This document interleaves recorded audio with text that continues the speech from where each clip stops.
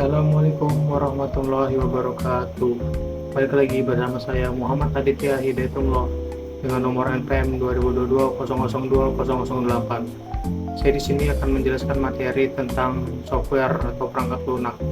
Pengertian software itu untuk pengatur komputer untuk memanfaatkan hardware yang tersedia. Dengan adanya software berarti fungsi-fungsi hardware dapat dijalankan. Software dibagi menjadi 4. Yang pertama ada sistem operasi, yang kedua bahasa pemrograman, yang ketiga alat bantu, yang keempat aplikasi. Yang pertama ada sistem operasi. Sistem yang diperlukan untuk dapat menjalankan semua aplikasi atau software yang ada di komputer. Sistem operasi berfungsi mengatur kerja komputer secara mendasar, seperti mengatur proses input atau output, mengatur memori internal dan eksternal, dan mengatur pengodean. Contoh sistem operasi ya, yang pertama ada MS-DOS, yang kedua ada Unix, yang ketiga ada Linux, ketiga ada OS, yang kelima ada Windows. Software bahasa pemrograman, yaitu program yang digunakan untuk menerjemahkan instruksi-instruksi yang ditulis dalam bahasa pemrograman ke dalam bahasa mesin agar dimengerti oleh komputer. Contoh software bahasa pemrograman yang pertama ada Fortran, yang kedua ada Assembly, yang ketiga ada Basic, yang keempat ada Pascal, yang kelima ada COBOL, yang keenam ada bahasa C, yang ketujuh ada Visual Basic, yang kedelapan ada Delphi.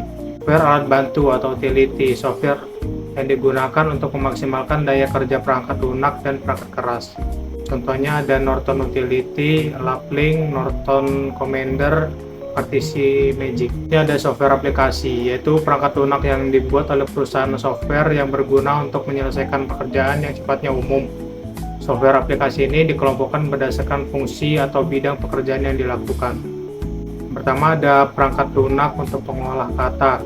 Umumnya digunakan untuk membuat suatu dokumen yang berhubungan dengan teks, seperti surat, laporan, dan lain-lain. Contohnya ada Microsoft Word, WordStar, WordPerfect, Seuritar, dan lain-lain. Kedua ada perangkat lunak untuk pengolah angka, berfungsi sebagai program penghitung suatu data tabel atau spreadsheet, dan biasanya dilengkapi fitur-fitur pelengkap seperti grafik dan diagram. Contohnya ada Microsoft Excel, ada Lotus 1223, ada SuperCalc, ada StatPlus. Yang ketiga ada perangkat lunak untuk akses internet, suatu program yang digunakan untuk menjelajah browsing internet, biasanya sering disebut dengan browser. Contohnya ada Internet Explorer, ada Mozilla Firefox, ada Netscape Navigator, Opera, dan lain-lain.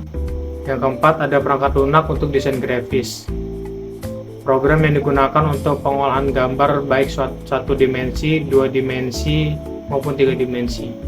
Biasanya digunakan dalam bidang percetakan, periklanan, arsitektur, dan desain. Contohnya ada Adobe Photoshop, ada CorelDRAW, ada AutoCAD, ada ACDC, dan lain-lain.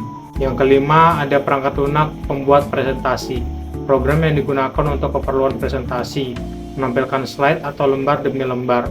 Contohnya ada Microsoft PowerPoint, ada Macromedia Freehand, ada Storyboard, ada Flash Macromedia, dan lain-lain. Yang terakhir ada perangkat lunak untuk membuat multimedia, program yang digunakan untuk menggabungkan berbagai media, audio, video, teks, dan lain sebagainya untuk menghasilkan sebuah produk multimedia. Contohnya ada Winamp, ada Windows Media Player, ada QuickTime, ada Real Player, dan lain-lain. Sekian presentasi dari saya, apabila ada salah kata mohon dimaafkan. Wabillahi taufiq wal hidayah. Wassalamualaikum warahmatullahi wabarakatuh. See you next time.